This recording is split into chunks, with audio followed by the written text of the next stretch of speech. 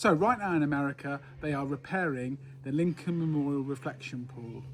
And I'm an expert in this field. And in my opinion, they have got it all horribly wrong. Granite that's been there since 1922. We then grouted all of the granite, fixed it up, took about 2 weeks. And now we have a nice clean surface on which we're putting a industrial grade swimming pool topping.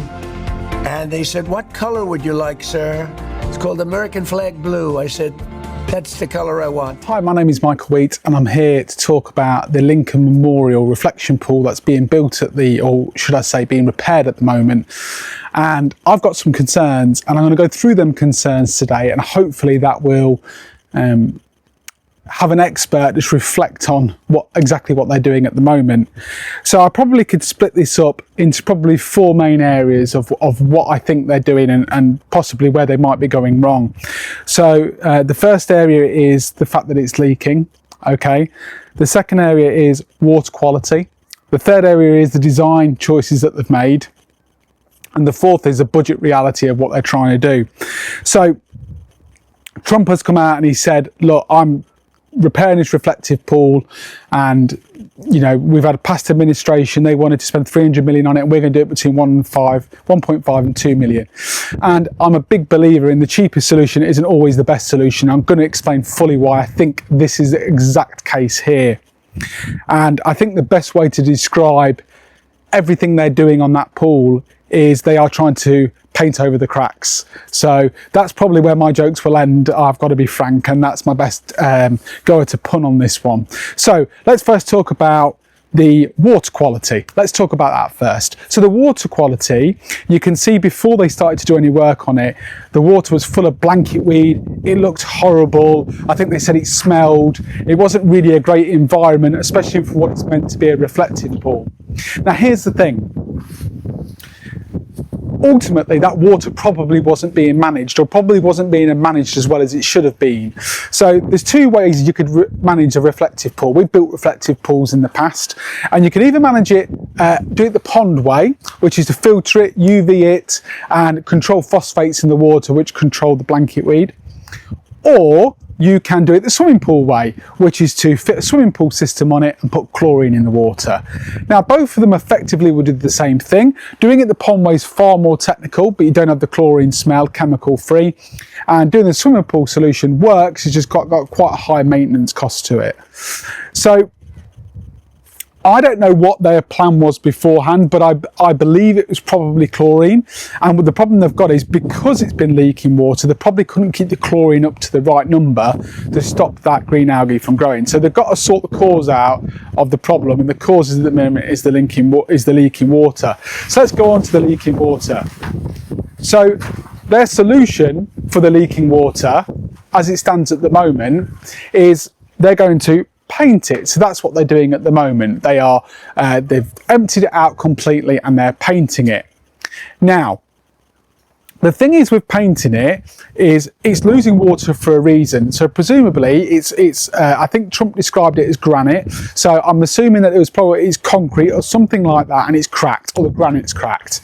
Now the problem with something that's cracked is that it's only going to expand and get worse. So ultimately painting over the cracks literally will only fill that crack in, but eventually that's going to come away a little bit more. That's just naturally what happens with these things, especially with something so big and especially something that weighs so much.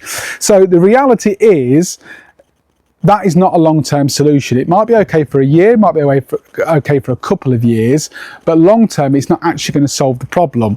So I think fundamentally they've got to sort the leak problem out. Now my solution would be to actually line it. Now that might seem crazy. Why would we want to put a rubber liner in on something so beautiful? But the reality is, because it is so flat, you could put a black liner in, no creases, and it would look just the same as painting it. And the biggest advantage to doing that leads me on to my third thing, is design. To me, it needs to be black. And the reason is this. they're painting it very much like a swimming pool at the moment, and I understand it's going to be the same colour as the American flag, and I understand why they might want to do that.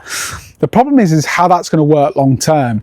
You're going to get things like leaves drop on it, you're going to get things like debris in there, rodents will get in there, whatever it might be.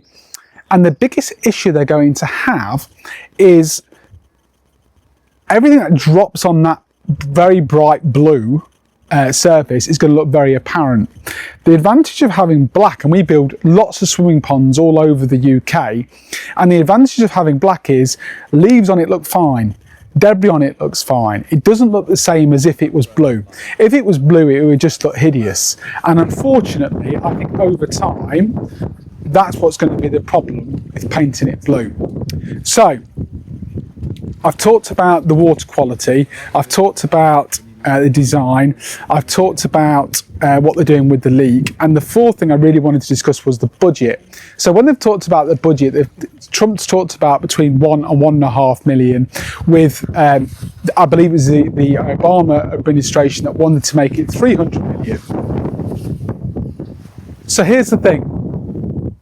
I think that 1.5, 2 million, I think it's very much the case of trying to get a cheap solution to sort it. And that sounds a bit crazy, $2 million being a cheap solution. But in my opinion, it's not the right solution for what they actually need. I'm not saying they need to spend 300 million. I can understand why it'd be 300 million if they wanted to rip all that out and redo it. I think there's a simpler solution to it, but it might be more money. It might be 10, 15, 20 million, let's say. And that would be to line it properly, get it lined, and then do one or two things with it. You can either do the pool solution, which is to chlorine it and fit a big swimming pool system on it, or my preference would actually be to fit a pond system on it, UV sterilize it, and basically get the water quality under control. So bring the phosphate level down, get the pH managed correctly, get the GH and KH where it needs to be, the carbonate hardness. And then what you could do is you could have a pool with no blanket weed in it, perfect clarity water, and not got that horrible smell of chlorine. That for me, for the reflective pool, would be absolutely perfect. And I believe that's what they should be doing with it. So hopefully that's gives some insight into what I think they need to do with the Lincoln Memorial reflective pool.